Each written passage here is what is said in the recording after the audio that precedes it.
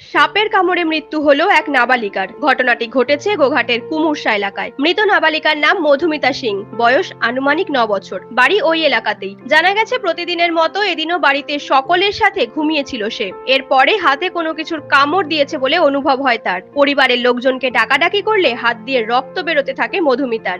এরপরে তার অবস্থার অবনতি হওয়ায় তড়িঘড়ি আরামবাগ মেডিকেল কলেজে নিয়ে আসা হয়। এরপরে বাড়িতে খোঁজাখুঁজি করে উদ্ধার হয় সাপ। চিকিৎসা চলাকালীন মৃত্যু হয় মধুমিতার। এই ঘটনায় শোকের ছায়া নেমে এসেছে এলাকায়। ঘটনার খবর পেয়ে নাবালিকার বাড়িতে পৌঁছায় কুমুরসা গ্রাম পঞ্চায়েতের প্রধান। ওই নাবালিকার পরিবারের পাশে থাকার আশ্বাস দেন, সকলকে সাবধানে থাকতে সতর্ক করেন।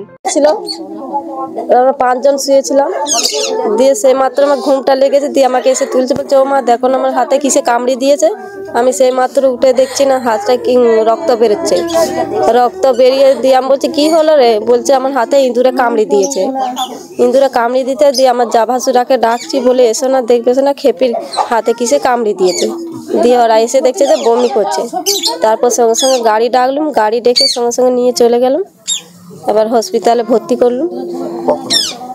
ওটা 11টা বাজবে না।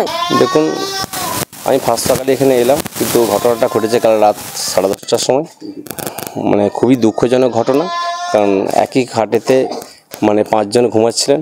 মাঝেও যে বাচ্চাটা মারা গেছে মধুমিতা সিং, বাবা বসন্ত সিং, তাকে কামড়েছে। দেখুন এখন যা পরিস্থিতি বর্তমানে, এই বছর টোটাল যে সাপে কামড়ানোটা ভাগ কিন্তু অনেকটা বেশি। আমরাও কিন্তু এটা কি গোঘাটেই বেশি দেখা যাচ্ছে, সব জায়গাতেই কামড়াচ্ছে, কিন্তু গোঘাটে কিন্তু সর্বত্র বেশি। কারণ সমস্যা হচ্ছে এখন বিভিন্ন সময়ে দেখেছি আমরা বিগত দিনে এনার্জি এসে কাজ করার ফলে কি হয়েছে দেখুন তো, আমাদের ড্রেন নালা পারিপার্শ্বিক পরিস্থিতিগুলো আমরা পরিষ্কার পরিচ্ছন্ন করতে পারতাম, সেটা একরকম বন্ধ হয়ে গেছে, যেহেতু কেন্দ্রীয় সরকার এই টাকাটা দিচ্ছে না।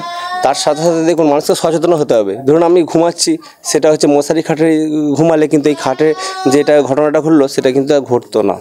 এইটা এবারে এটা আমরা মানুষকে সচেতন, আমি গ্রাম পঞ্চায়েতের প্রধান, আমি অবশ্যই এটা আমার গ্রাম পঞ্চায়েত এলাকায় মানুষকে সচেতন করার চেষ্টা করছিও, এবং আরও এটা যাতে করা যায় ঊর্ধ্বতন প্রশাসনের সঙ্গে এটা নিয়ে কথা বলবো, যাতে এর প্রাদুর্ভাব একটু কমানো যায়। কারণ এবছরই সত্যি বেশি আমি দেখছি, দিন দিন এই খবরেও দেখছি, আমরা লোকালও ঘটনাটা ঘটছে। নিউজ আজ বাংলা, গোঘাট।